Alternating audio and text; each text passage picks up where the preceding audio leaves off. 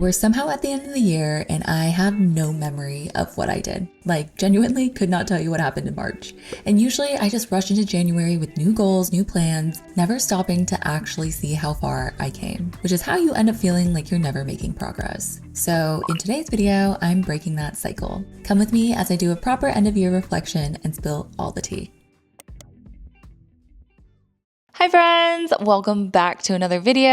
I am so excited for this one because I've actually never done an end of the year reflection before. I have a huge list. First thing is just reviewing everything month by month, doing a photo scrapbook. I feel like that would be so fun and cute. I want to go through wins, quick hits and highlights, a life audit, journaling about lessons, what I'm leaving behind, and then close with a letter and video to myself. So in very Sarah-like fashion, I am also starting to pull together a Canva template just to help me organize everything and go through the process. But if you guys want to do this and think a template would be helpful, I will put a waitlist link down below. Probably gonna launch hopefully end of December, early January. Anyways, let's jump straight into it. I am not gonna promise that everything is gonna be complete by today, but thanks for joining me on the ride and let's go.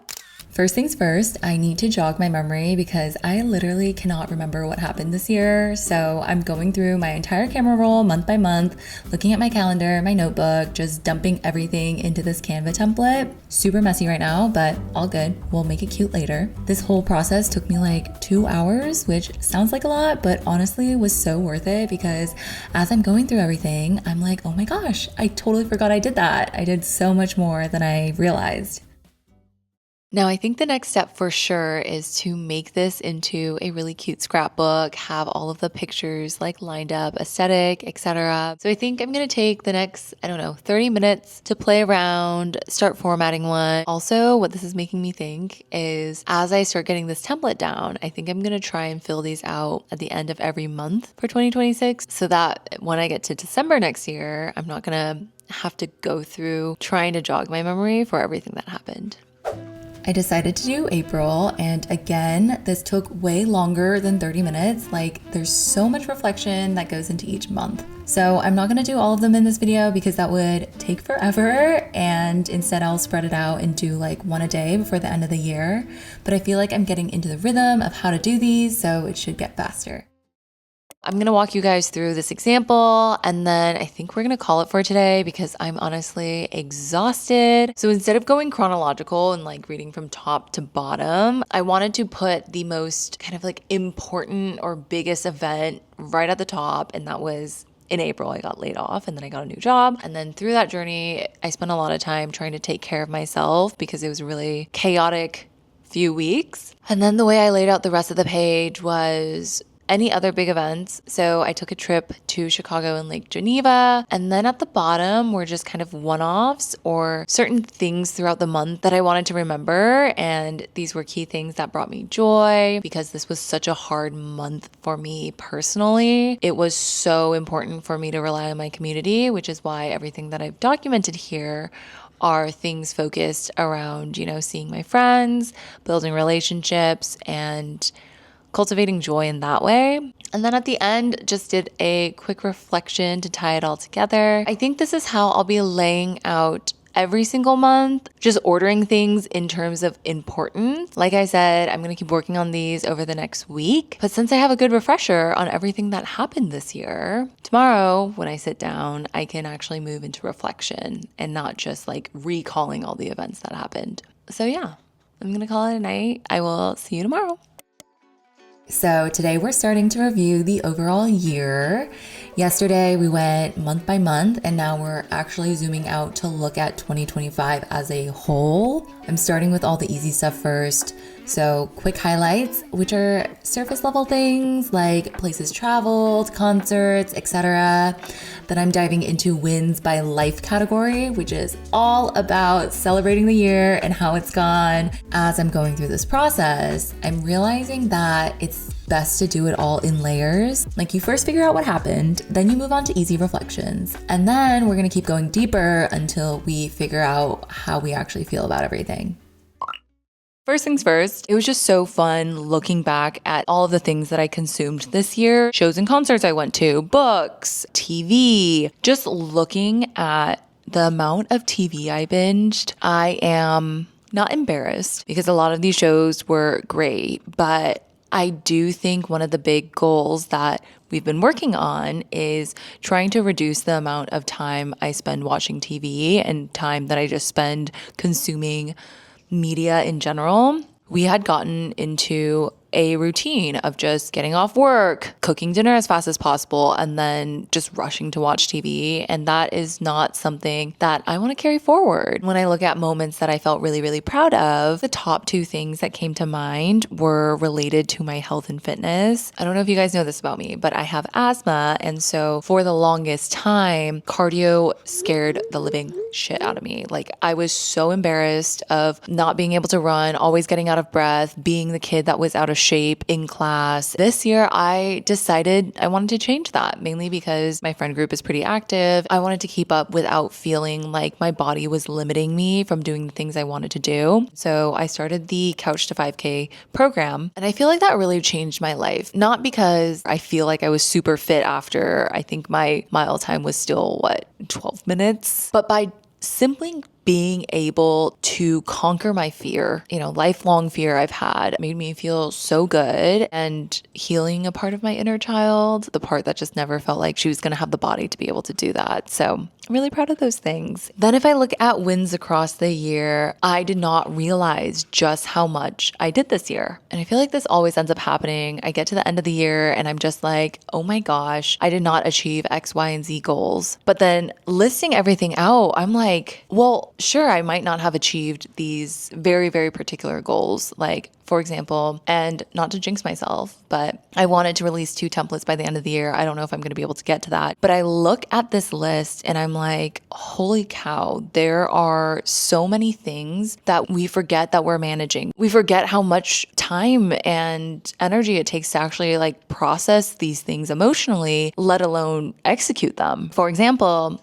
I was thinking and I was like, okay, self-care. I feel like the big one I keep talking about is I got my face laser, dealing with acne scarring. But something that also took a lot of mind space and energy was healing my hormones. I could tell my hormones were completely out of whack because I was getting aggressive hormonal acne around my chin. Last year, my derm put me on oral Spiro, which cleared up my acne super fast, but it was giving me these horrendous side effects. I was peeing all the time. I was lightheaded. I could not sleep. It was just not working for me. So I decided to go off. And of course, when you go off a medication, your body's trying to readjust. So I went through that, started breaking out again. Finally, I was like, I'm going to take 3 months. I'm going to really dial in and focus on my overall well-being, eating less sugar, drinking less caffeine, eating less processed foods, doing more whole foods in service of helping me decrease some of the inflammation in my body. That was a long process. It was something that took a lot of mental space. Now that my skin is relatively clear, I look back and I'm like, oh yeah, this was always the case. But in reality, this was something I was struggling for, the better part of this year, because I was still going through the ebbs and flows of decision making and what things that I should be doing and changing, and also all of the mental fatigue and negative emotions associated with that. A lot of times, some of the biggest wins we have are slow and gradual, much like my hormonal journey, versus these big monumental, I achieved, hitting a specific sub amount on YouTube, or I finished my first 5K. Those are such small moments in time. But in reality, when we look back on our wins, there's so many things that we achieve every single day that builds up to something huge. That learning is so tied to the theme of this year that I said early, which was 1% better each day. What are the small consistent things that we can do that will absolutely change our lives over time? And I think that I really encapsulated that feeling in everything that I did this year. It's just so refreshing because I feel really proud and grateful for myself. And that's how I want to look back on this year. Anyways, I'm going to wrap up this little reflection with 5 of my favorite wins, and I'm going to hit them really quickly. So the first one is building my community here on YouTube. Oh my gosh, my My growth has been so much better this year. Thank you guys for being alongside me on this journey. Your support means everything, and it just makes me feel like I am fulfilling my purpose, being able to create content that resonates with people and makes people feel heard, and I can share my life lessons along the way. My second win is making working out feel really fucking good. I've finally gotten more consistent with working out every single day. It doesn't have to be much, but I finally am doing happy movement every day. Because of that, I think my body has responded so well. I feel the strongest I've ever felt. My number 3 win, I really feel like I prioritized closeness and emotional intimacy with all of the people around me. Eric and I have had so much fun, created so many new experiences. I feel like I've really connected with my parents on a deeper level and with my sister. And then for my friends, it's just, building stronger relationships with consistency. I am putting my best foot forward in all of these relationships, and I'm really proud of myself for that. Fourth one, honestly, healing my hormones. I feel like that one was a big one that has finally made me feel better overall. And then my 5th one is learning how to release control. I've always been an anxious person, and this is still something I'm learning, but I've gotten so much better at it. It all ties together because the more you release control and the more you let go, the easier life becomes. I'm no longer so stressed about all of the little things and trying to control every single little thing that doesn't really matter. So yeah, those are my key wins. I'm going to really quickly do my life audit, and hopefully that will help me design some goals when I get to that after this video. For the life audit, I set a 3-minute timer for each section just to rate it and jot down where I'm at today. Honestly, I gave almost everything a really high rating, which I don't know if that's just because I just did win, so I'm kind of biased, but maybe that's okay. We should celebrate ourselves. But I do think overall, I'm just in a really good, stable place in my life right now. If I look back, I feel like 2024 was a year where I was trying to build the foundations of some things. I was planting seeds. I was just starting friendships. I was learning how to do YouTube. I was learning how to edit. I was starting so many new things. Now in 2025, I feel like I've been actually watching everything that I've planted grow. There are some years that are going to be planting the seed years. There are some years that are going to be nurturing them and watering them, giving them fertilizer, etc. Other years that are just going to be harvest years. And I kind of feel like next year is going to be a harvest year because we have our weddings. I feel like I've gotten into a really stable place with YouTube. Yeah, we'll just have to see what next year brings, but I feel like I'm going into the new year just feeling really good about every single part of my life. Maybe that's just because I've had a space and time to reflect on everything that's changed, and I'm so incredibly grateful, but I feel good. So yeah. Now, the next part of this is to really sit down and journal. I have 2 pages for this. 1, all of the lessons I've learned, and then 2, what I'm really leaving behind in 2025. To be honest, after doing all of that reflection, I don't feel like my brain is at the best mental capacity to think about these prompts deeply and thoughtfully. So we are going to do this tomorrow. I don't think when it comes to reflection, when it comes to introspection, that I should be rushing myself and just forcing myself to check things off. This reflection process has definitely been a lot. And if I were to do this again, maybe I would just break out each one of these steps, put aside an hour or 2 each day to focus on it. Yeah. Lots of learnings. We will pick this back up tomorrow and dive straight into journaling, and I'll share all of the different realizations that I've had over this past year. We're getting super cozy and setting the vibe because today is all about introspection. I started on my computer, but it just didn't feel right. When I type, I'm editing and deleting as I go, but when I write by hand, I just can't erase. So it's very stream of consciousness. Whatever comes out, comes out. So I switched to my journal, and honestly, once I started writing, I just kept going. Okay, I feel like that was really, really insightful. So I'm going to just walk you through what I wrote down for each of these exercises. The first prompt was something challenging for me this year. I feel like this year I've navigated a lot of personally ambiguous situations.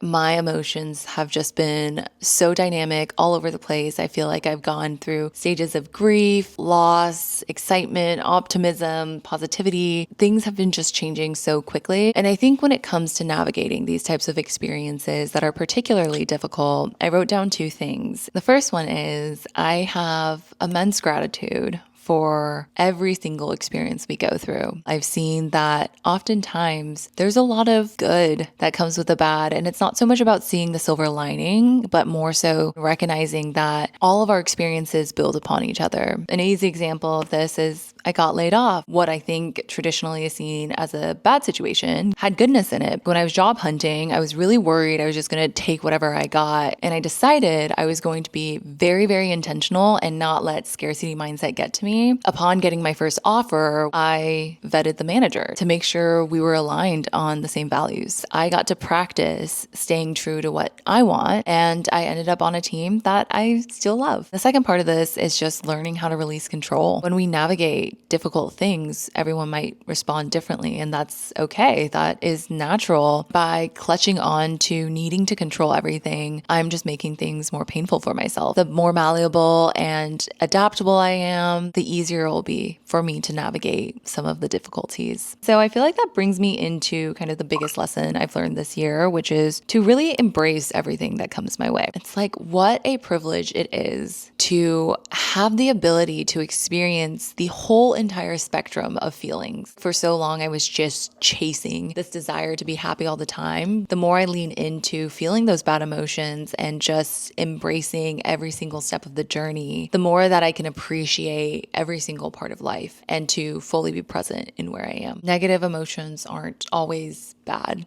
The next prompt is I used to think this, but now I think this. I used to be so focused on maximizing my productivity, always just focusing on my output. And now I realize that it's okay to slow down. I feel like I consistently talk about enjoying the journey. But this year, I feel like I've started to actually live it. My focus was on 1% better each day. And just by doing things consistently, I almost feel like psychologically, the results I get are better because I'm giving myself more space to be creative rather than forcing it. And I'm also feeling like everything is easier to achieve. So I'm not just like dragging my feet, getting somewhere. It's more like, wow, everything that I do, I enjoy. And so the output and the reward of doing it is so much better than something that I just kind of forcibly put out. And the end product is something that I don't necessarily always resonate with. Moving on, what surprised me the most about myself this year was just how capable and resilient I am. Something that really resonated with me that I saw was self-love is not just about believing in yourself so much that you can make whatever you want happen. It's really about believing that no matter what happens, you'll be able to catch yourself. That's what really surprised me this year, that I was just there for me. And I'm grateful for myself for moving forward. So the next prompt is the pattern that kept showing up in my life. For me, it was always trying to do too much all the time, and I was just forcing myself to execute super quickly. This ties back into the productivity thing. As I've been letting go, I started asking people for help and letting people in, giving people the license and trusting them to do a good job. That has taken off so much internal pressure from me and has also strengthened my relationships with those people. Everyone else has so many other incredible skill sets that I can start learning from, and the more that I can reach out for help, the more I can also learn from them without having to just take everything on my plate. And then the last prompt was what I'm proud I figured out. So I think I talked a little bit about these, but the first one I wrote down was everything wellness related, regulating my hormones, my acne, daily movement. I just feel like getting all of these in check have literally made it so life is easier to live. I have so much more energy. It's like in a video game when you can like level up certain skills. I feel like I increased my health bar and now I have like more energy that I can pull from every single day. And so that's really helped change my attitude towards life, my ability to work on the things that I want to, and just made life overall easier. The second part is YouTube. I feel like I've gotten better at articulating my thoughts, and I feel like that has made it so this entire journey has been more fun for me. So I'm just proud that I've been able to really curate my own voice and showcase my creativity on this platform. Now, I'm going to talk about all of the things I'm leaving behind in 2025. I'm going to just bang these out really quick. So, a limiting belief that I'm releasing is that I'm just not good enough to be making YouTube videos and that it's cringe. That's still something I struggle with, just imposter syndrome in general. But I feel like the more reps I get in, the more confident I become. And it just takes time to act and really step into that identity. An old version of me that I'm saying bye to is the one who was too scared to ask for help, the one that felt like she couldn't trust people. A toxic habit I'm going to break is just speaking negatively to myself. A fear I'm done letting control me is the fear of judgment, and I want to show up as authentically as I can every day. And the last one is pressure or expectation I'm releasing. I feel like I keep just rushing towards needing to just be financially free, and I'm gonna let go of that pressure. I'm just gonna let things take the time that they need and to find joy in the act of doing and being rather than always achieving. Wow, I feel like that was all of the goodness that I took from this year. I want to just wrap up this video by doing two things. A letter to myself where I'm writing to future me. I'm hoping to open this in December of 2026. And then for the video, I actually want to do these maybe quarterly where it's more like checking in, accountability. So yeah, let's do those last two things and wrap up. For the letter, I'm being way more reflective, deep. Here's what I'm hoping for you energy. And for the video, it's literally me being like, yo, March Sarah, what's happening? How's the business? How's wedding planning? How are your friends? Etc. And it's just like more fun and lively. It's kind of like a quarterly business review where I talk to myself. All right, friends, you have made it to the end of today's video. Thank you guys so much for sitting down with me and going through this reflection. I feel like doing this process for the first time, my biggest takeaway is I just feel so much gratitude for how far I've come, and I'm just really excited about the next year. Maybe that's because this year was so great, but at the same time, I've just never given myself space to think about everything I did. And so instead of going into 2026 feeling like I didn't achieve all of the things that I had on my vision board and plate, etc., I feel like I'm now going in with a good head on my shoulders, ready to tackle anything that comes my way and just have a good year. So yeah, as always, thank you guys so much for watching. And if you liked this video, go check out this one and I will see you in the next one.